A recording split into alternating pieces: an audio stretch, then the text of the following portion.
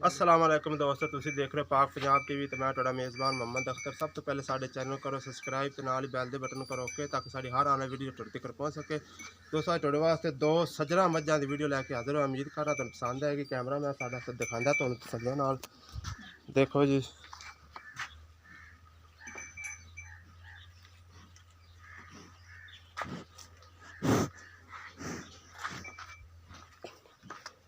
सोहना चड्डा लई खलोती विरल ते थान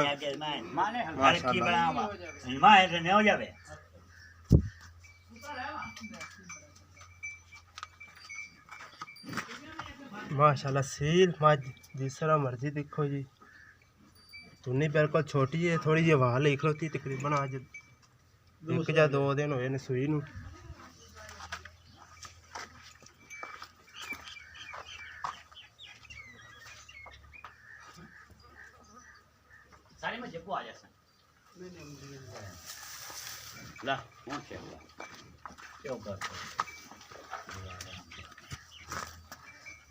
माशाल्लाह देखो चड्डा बाहर कढ़िया इन्हें।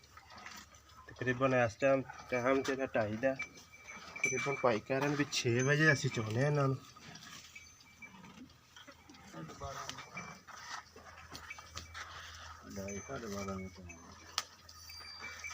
दोस्तों इनकी कट्टी को कट्टा है, कट्टी जी इनकी उठाया जी माड़ा जी।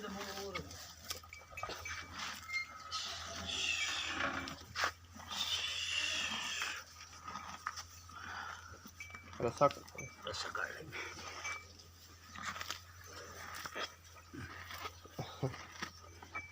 चल चल चल।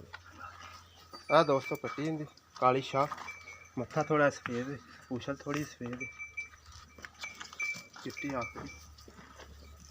दोस्तों नंबर दूसरे ते मज सही है जी।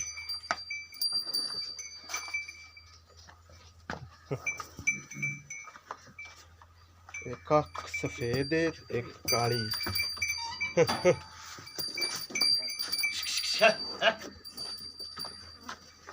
सोहने थान विरल ते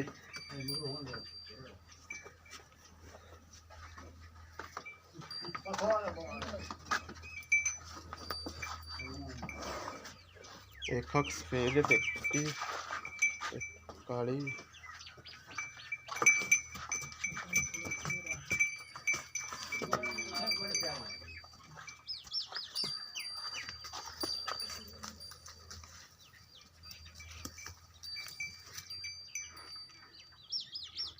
एक अख सफेद ते काली कुंडे सिंह। इनका बच्चा केड़े? हाँ ठाए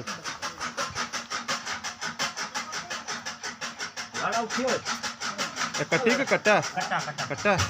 दोस्तों इन्ना कट्टा मत्थे तो सफेद है, थोड़ा मूँह भी सफेद, बल्ला तकरीबन गनिंदा, चिट्टियां अखां। दोस्तों बाकी करांगे गल आपां मालकां नाल। अस्सलाम वालेकुम सलाम। भाई साहब पहले ते दसो भी किन्ने चक्कर हो गए मशीन यार? परसों सूई है, कलोकी रात सूई, रात में कलोकी रात परसों सूई। ठीक है जी। ते कितना बोला दे रही है? बोला दे रही है 10 किलो दो टाइम बच्चे छड़ के। पहला सो सूई? हाँ पहला सो सूई। अच्छा तो इनकी कीमत भी सामने दस दे जरा। इनकी कीमत 2.5 लाख।